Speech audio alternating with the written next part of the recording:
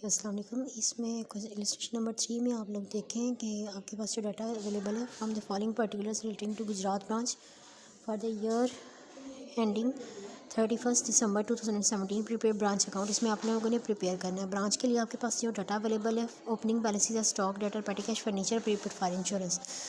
अब इसमें जैसे मैंने कल आप लोगों को बताया था कि ये एक मिक्सचर है trading profit and loss account और बैलेंस शीट का। तो बैलेंस शीट में जैसे आप लोग प्रीपेड एसेट साइड पे लिखते हो ना, डेबिट साइड पे आप लोगों ने प्रीपेड एक्सपेंसेस को भी डेबिट साइड पे ही एज एन एसेट मेंशन करना है।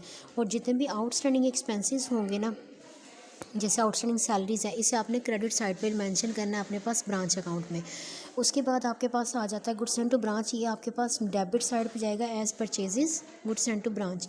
और उसके बाद कैश सेल्स आ जाएंगी, ये आप लोगों के पास क्रेडिट साइड पे आ जाती हैं कैश सेल्स।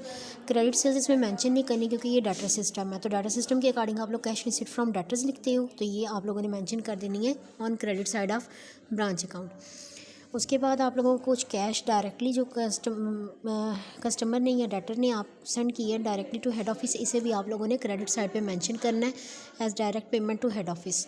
उसके बाद डिस्काउंट अलाउड, ये आप लोगों के पास टोटल डेटर अकाउंट की आइटम है। हम लोगों ने देखना है कि आपको बिगनिंग वैल्यूज़ के अंदर डेटर की वैल्यू दी है लेकिन आपको क्लोजिंग डेटर्स नहीं दिए हुए, तो क्लोजिंग डेटर्स की वैल्यू फाइंड आउट करने के लिए आपको टोटल डेटर अकाउंट प्रिपेयर करना पड़ेगा। उसके लिए ये डिस्काउंट अलाउड जो सी है वो टोटल डेटर अकाउंट की आइटम है। इससे आप लोग टोटल डेटर अकाउंट में डिस्काउंट अलाउड को मेंशन करते हो ऑन क्रेडिट साइड। ये memorandum branch debtors account prepare किया, ये just for the sake of determining the value of ending balance of debtors mention किया गया। उसके बाद इसमें लिखा हुआ है कि cash send to branch for expenses, ये जितने भी एक्सपेंसेस हैं ये आप लोगों ने ब्रांच के अकाउंट में डेबिट साइड पे मेंशन कर देनी है, ठीक है।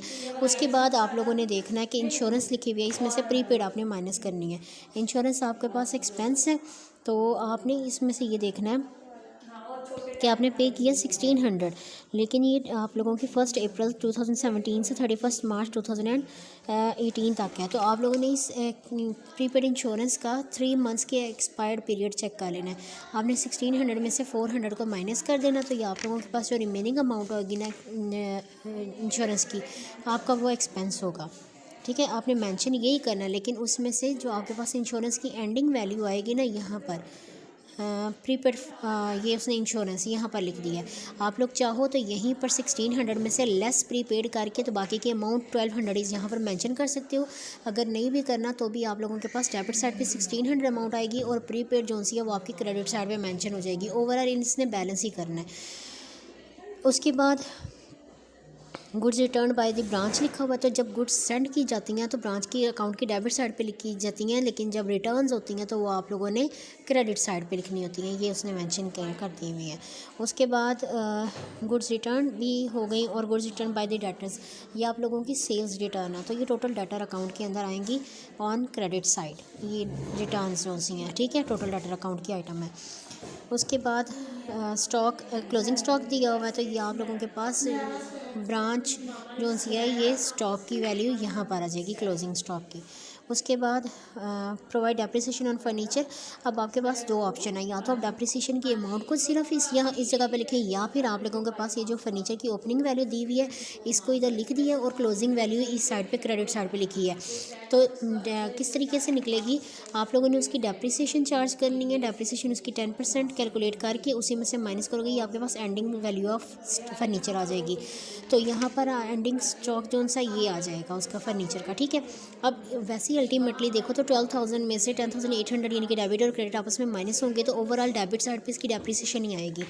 उसके बाद इसने लिखा हुआ है loss of stock by the fire, तो जितना भी लॉस है ये आप लोगों का एबनॉर्मल लॉस है, इसे आप लोगों ने अपने पास ब्रांच अकाउंट में क्रेडिट साइड पे मेंशन कर लेना। ये उसने लिखा हुआ है loss of stock by the fire. इस क्वेश्चन में आपने सारे जो रेलिवेंट आइटम्स हैं ये बैलेंस शीट उसने प्रिपेयर की है। बैलेंस शीट में आपने अपने एसेट्स और लाइबिलिटीज़ को मेंशन कर लेना है। आपके पास टोटल डेटर अकाउंट में क्लोजिंग बैलेंस ऑफ डेटर निकल आएगा for determining the value of ending balance of debtor, आप लोगों ने ये प्रिपेयर किया है। उसके बाद आपके पास पेटी कैश का अकाउंट एक बना हुआ है, इसमें हम लोगों ने क्या देखना है कि ये जो क्वेश्चन के अंदर पेटी कैश का उसने बिगनिंग बैलेंस दिया हुआ है, उसके बाद बताया कि हेड ऑफिस ने आपको कुछ अमाउंट सेंड किए फॉर मीटिंग पेटी एक्सपेंसेस, तो उस अमाउंट को आपने अपने पास रिसीव्ड की सेंस में यानी कि कैश की सेंस में लिखना है। जब भी कैश आपके पास आता है, चाहे पेटी कैश है चाहे ओरिजिनल कैश है, वो तो कैश की नेचर डेबिट होती है, ठीक है। तो आप लोगों ने क्या करना है, पेटी कैश में डेबिट साइड पर उस अमाउंट को लिख देना कि रिसीव किया। फिर ये सारी आपके पास अवेलेबल थी फॉर मीटिंग योर एक्सपेंसेस, इसमें से जितने आपने एक्सपेंसेस कर दिए फॉर गिवन टाइम पीरियड उसे आपने क्रेडिट कर देना है, और फिर आपके पास बैलेंसिंग फिगर जो सा वो एंडिंग वैल्यू ऑफ पेटी कैश बच जाएगा, जो कि आप लोगों के पास यहाँ पर क्लोजिंग स्टॉक के अंदर क्लोजिंग वैल्यूज़ के अंदर आ जाएगा। तो इस तरीके से आप लोगों ने इस न्यूमेरिकल को सॉल्व करना है। साथ ही साथ इसके जो न्यूमेरिकल्स दिए हुए हैं ना, उनको कोशिश करना है कि आप लोग उनको भी थोड़ा सा टच कर लें। उसके बारे में मैं थोड़ा सा गाइड कर देती हूँ कि किस तरीके से आप लोगों ने उसे सॉल्व करना है। तो ये आप लोगों के पास सबसे फर्स्ट न्यूमेरिकल आ गया पेज नंबर 352 पे, ठीक है। ये फर्स्ट न्यूमेरिकल है। यहाँ पर उसने लिखा हुआ है ओपनिंग बैलेंसेस दिए हुए हैं, ये सारे के सारे आपके पास डेबिट साइड पे चले जाएंगे। गुड्स सेंड टू ब्रांच, ये भी डेबिट साइड पे जाएगी ब्रांच अकाउंट में। कैश सेल्स क्रेडिट साइड पे जाएगी, cash receive from direct credit side पे जाएगी। गुड्स रिटर्न बाय ब्रांच, ये भी क्रेडिट साइड पे जाएंगे। क्रेडिट सेल्स आप रिकॉर्ड नहीं करते in data system of recording branch account. उसके बाद आपके पास चेक सेंड टू ब्रांच है फॉर मीटिंग सर्टन एक्सपेंसेस, ये आप लोगों के पास ब्रांच अकाउंट की डेबिट साइड पे आ जाएंगे, और ये क्लोजिंग बैलेंसेस आपने क्रेडिट साइड पे लिख देना। फिर जब आप इसे बैलेंस कर देंगे तो आपके पास ये आपका प्रॉफिट जो सा वो निकल आएगा। इस क्वेश्चन को भी आप लोगों ने साथ ही सॉल्व करना है, ताकि नेक्स्ट जब क्वेश्चन मैं आप लोगों को समझाऊँ तो आपके लिए आसानी हो जाए। ओके जी, अल्लाह हाफ़िज़।